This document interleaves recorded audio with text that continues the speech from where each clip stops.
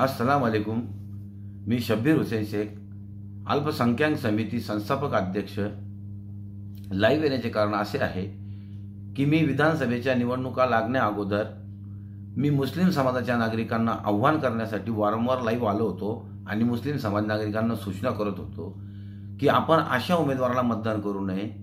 ज्या उमेदवारांच्या पक्षाने किंवा त्यांच्या पक्षातील पदाधिकाऱ्याने आमच्या समाजाचा आणि आमचा अपमान करून आमच्या धार्मिक भावना दुखवल्या, अशा उमेदवारांना आपण मतदान करू नये।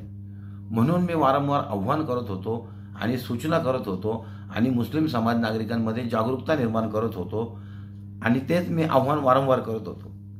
मात्र मी जेव्हा मुस्लिम समाजाला आव्हान करत होतो त्यावेळेस माझा विरोध कुठल्याही मुस्लिम समाज नागरिकाने सोडून विरोध केला नाही, कुठल्याही धर्माच्या नागरिकांनी माझा विरोध केला नाही, तर माझा हा विरोध मुस्लिम समाजाच्या काही जबाबदार नागरिकांनीच केला होता आणि ते आजही माझा विरोध करत आहे।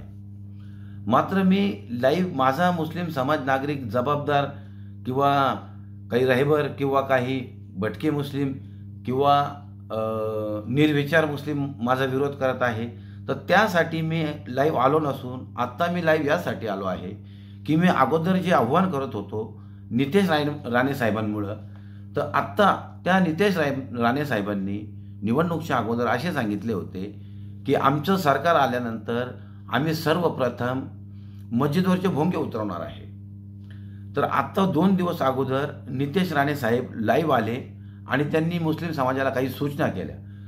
तर सर्वप्रथम अगोदर मी नितेश राणे साहेबांचं कौतुक करतो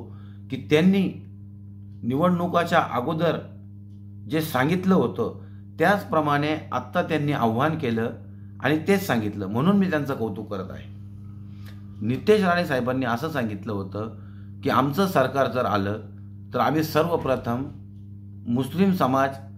नागरिकांच्या धार्मिक स्थळावरचे मस्जिदीवरचे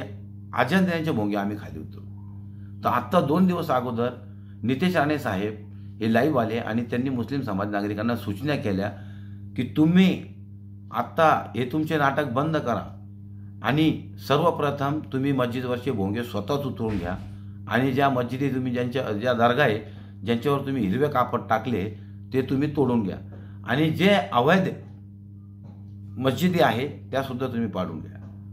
नाहीतर आम्ही शुक्रवार नंतर तुमचं पार्श्वभागवरती काढून देणार नाही, असं त्यांनी सांगितलं। तर मी खरोखर इथे नितेश राणे साहेबांचं कौतुक करतो की त्यांनी जे सांगितलं होतं त्याचप्रमाणे त्यांनी सांगितलं आणि तशीच धमकी दिली। मात्र आत्ता मला त्यांचा विरोध नाही करायचा आहे, कारण की त्यांचं जे काम होतं त्यांनी ते केलं। मात्र मी ज्या मुस्लिम समाजाच्या नागरिकांना सूचना करत होतो, ज्या जबाबदार लोकांना सूचना करत होतो, ज्या राहिबार लोकांना सूचना करत होतो की त्यांनी सुद्धा आपल्या समाजाला जागृत करावं आणि आपण अशा गोष्टीचा विरोध करावा,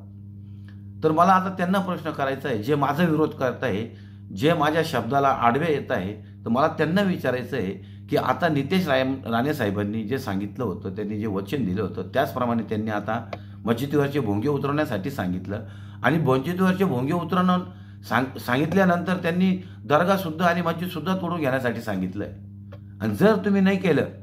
तर ते तुमच्या पार्श्वभागावर दांडे मारणार आहे, त्यांनी असं सांगितलं। तर मला जे मुस्लिम समाज नागरिक ज्यांनी यांना मतदान केलं आणि माझा विरोध करत होते, आता ते काय करणार आहे, माझाच विरोध करणार आहे की आता ते नितेश राणे साहेबांचा विरोध करणार आहे की मस्जिद दर्गा आणि भोंगे वाचवणार आहे, मला हे त्यांना प्रश्न करायचं होतं, म्हणून मी लाईव्ह आलो।